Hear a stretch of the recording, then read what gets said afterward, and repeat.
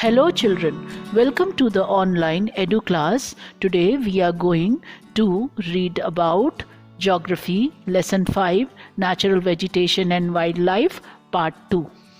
After watching this video, children, you will be able to develop a clear understanding of various types of vegetation and wildlife, realize the role of humans in disturbing the environment. The topics we will cover in this video are types of vegetation. Under this vegetation, thorn and scrub vegetation, mangrove forest, montane forest, wildlife, and steps taken by government to conserve flora and fauna. Now let us continue with the next vegetation form, that is thorn and scrub vegetation. It requires rainfall less than 70 centimeter. It is found in semi-arid area of Gujarat, Rajasthan, Madhya Pradesh, Uttar Pradesh, Chhattisgarh and Haryana. Vegetation consists of thorny trees and bushes like acacias, cacti, palm, euphorbias. Trees are scattered, have long roots penetrating deep into the soil and spreading in a radial pattern to find water. Stems are succulent to conserve water. Leaves are thick and small to minimize evaporation. Common animals found are rats, mice, rabbits, fox, wolf, tiger, lion, wild ass, horses and camels. Next is mangrove forest. It is found in areas of coast influenced by tides. Mud and silt get accumulated on such coast. Dense mangroves are the common varieties with roots of the plants submerged underwater, found in the deltas of Ganga, the Mahanadi, the Krishna, the Godavari and the Kaveri. Sundari trees are found in the Ganga Brahmaputra delta. This tree provides durable hard timber. Other plants are palm, coconut, keoda, agar. Famous animal found here is Royal Bengal tiger. Common animals found turtles, crocodiles, gharials and snakes. Let us discuss about the montane forest in India. In mountainous areas, the decrease in temperature leads to the corresponding change in vegetation. You can see in the diagram given below, you can see the diagram also here, that from 1000 to 2000 meters wet temperate forests are found, and these wet temperate forests are characterized by oak trees and chestnut trees. The mean annual rainfall here is 150 centimeter to 300 centimeter, and the mean annual temperature is about 11 degrees Celsius to 14 degrees Celsius, and the average relative humidity is over 80%. These forests can be found in the higher hilly areas of Kerala and Tamil Nadu, also in the region of eastern Himalayas to the east of 88° eastern longitude, including the hills of Assam, West Bengal, Sikkim, Arunachal Pradesh and Nagaland. Chiloni, Indian chestnut, deodar, masulish, cinnamonium, litchi, plum, blue pine, birch, oak, hemlock, etc. are important species of trees found here. From 15,000 to 3,000 meter temperate forest is found. Temperate forests cover the southern slopes of the Himalayas and are characterized by pine, deodar, silver fir, spruce and cedar trees. The overall length of mountain ranges in Kashmir, Uttaranchal, Himachal Pradesh, Sikkim and Darjeeling are covered by Himalayan temperate forest.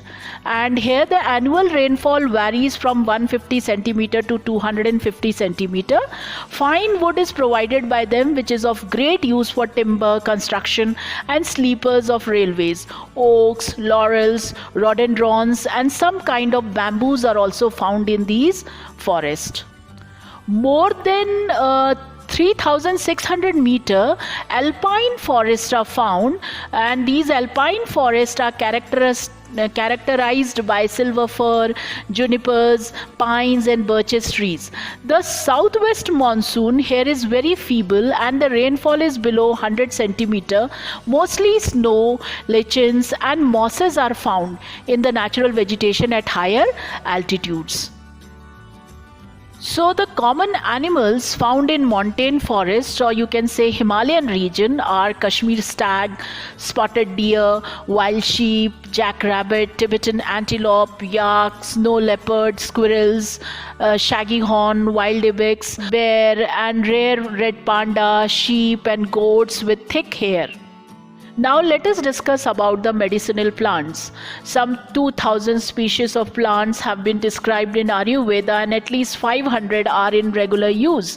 The World Conservation Union's Red List has named 352 medicinal plants, out of which 52 are critically threatened and 49 endangered.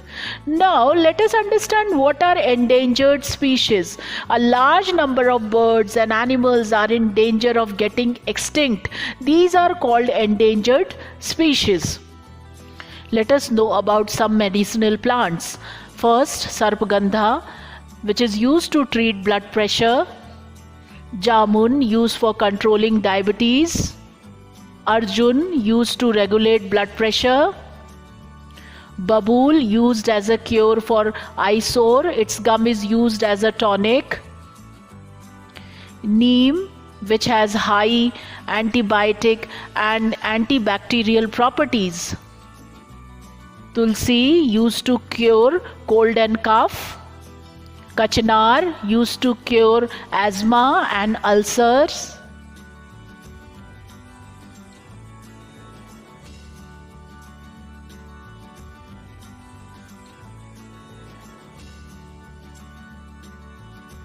Now let us discuss about the wildlife of our country. 90,000 of animal species, 2,000 species of birds, which constitute 13% of world's total, 2,546 species of fish, nearly 12% of the world's stock, 5 to 8% world's amphibians, reptiles and mammals. Elephants in hot wet forest of Assam, Karnataka and Kerala.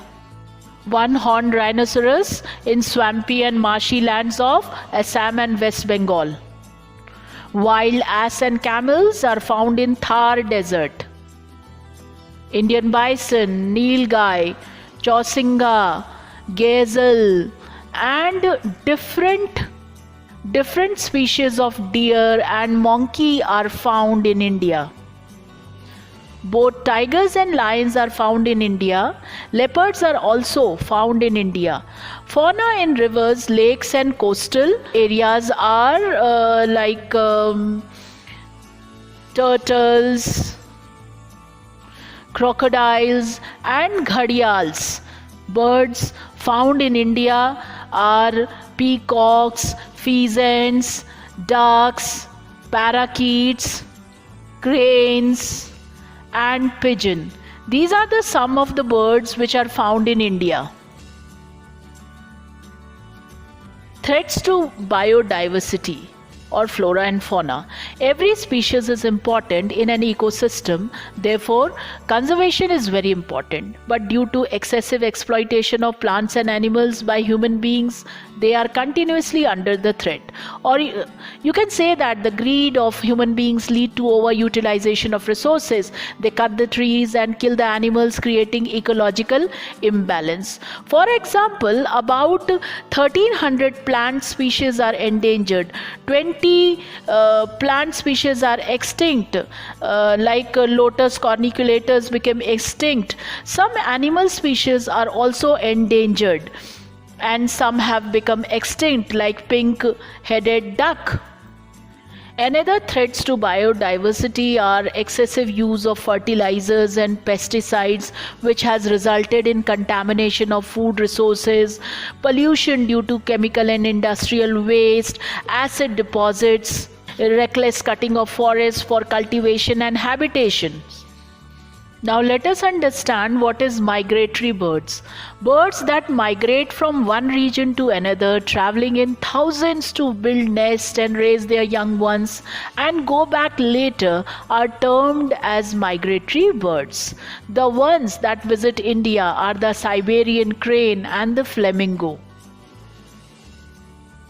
Let us discuss about the steps taken by government to conserve flora and fauna. First, periodic surveys and censuses of plants and animals are undertaken to find out the latest status and trends in this direction. Second, Project Tiger and Project Rhinoceros were taken to save them from getting extinct. There are 16 tiger reserves in the country. Wildlife sanctuaries, bird sanctuaries, and national parks have been set up. So let us understand the biosphere reserves. Biosphere reserves are multi-purpose protected areas where every plant and animal species will be protected in its natural habitat. The major goal of setting up such reserves is to preserve the genetic diversity in crucial natural ecosystems. So the major objectives of setting up these reserves are to conserve and maintain diversity and integrity of the natural heritage in its full form, that is physical environment, the flora and the fauna. To promote research on ecological conservation and other aspects of environmental preservation. To provide facilities for education, awareness and training. So in India, we have 18 biospheres reserves like Nilgiri at the tri-junction of Kerala, Karnataka and Tamil Nadu, Nanda Devi in Uttaranchal, Northcrake in Meghalaya, Great Nicobar in Andaman and Nicobar Islands, Gulf of Mannar in Tamil Nadu, Manas is in Assam, Sundarbans in West Bengal, Simlipal is in Orissa, Dibru Saikhowa in Assam, Dibang in Arunachal Pradesh, Pachmadi in Madhya Pradesh and Kanchenjunga in Sikkim. Thank you, children.